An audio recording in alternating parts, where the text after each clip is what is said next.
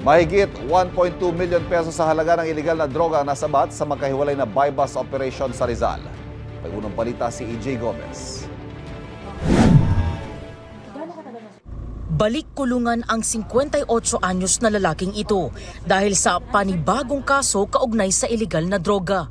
Naaresto si alias Dave at ang 20 anyos niyang pamangkin na si alias Dion sa buy-bust operation ng pulisya sa Barangay Sampaloc sa Tanay Rizal mag-aalas 10 ng gabi noong Martes.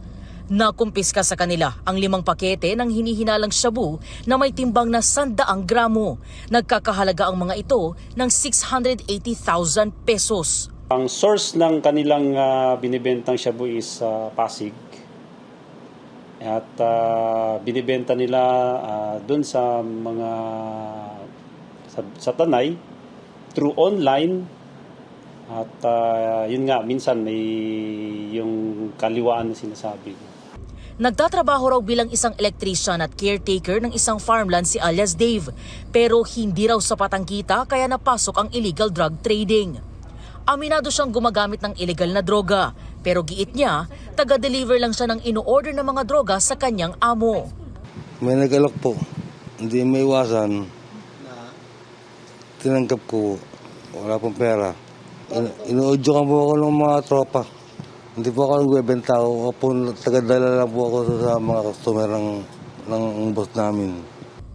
Ang kanya namang pamangkin na si alias Dion na isang grass cutter sa farmland na damay lang daw. Nasama lang po ako, ma'am. Ano ba dapat yung gagawin mo lang? Bibili po ng ulam, ma'am. Sa palengke po. Sa custodial facility ng Tanay Municipal Police Station nakakulong ang 2 sospek. Pinareso ka namin ha, sa pag-iingat at pagbibenta ng illegal na droga. Sa isa pang buy-bust operation, nasa kote naman ng Antipolo Police si alias Jericho na isa ring high-value individual target na nagbebenta rin ng illegal na droga. Sa kanya mismong bahay sa Barangay San Roque, Antipolo City siya inaresto ng mga operatiba.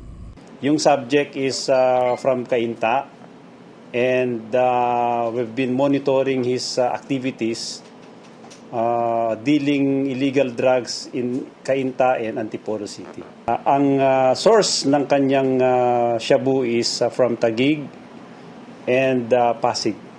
Narecover sa kanya ang 13 pakete ng hinihinalang shabu na tumitimbang ng 85 grams at may standard drug price na 578,000 pesos. Walang pahayag ang suspect na kasalukuyang nakadetain sa Antipolo Component City Police Station Custodial Facility. Nahaharap ang 3 suspect sa reklamong paglabag sa Republic Act 9165 o Comprehensive Dangerous Drugs Act of 2002. Ito ang unang balita. EJ Gomez para sa GMA Integrated News.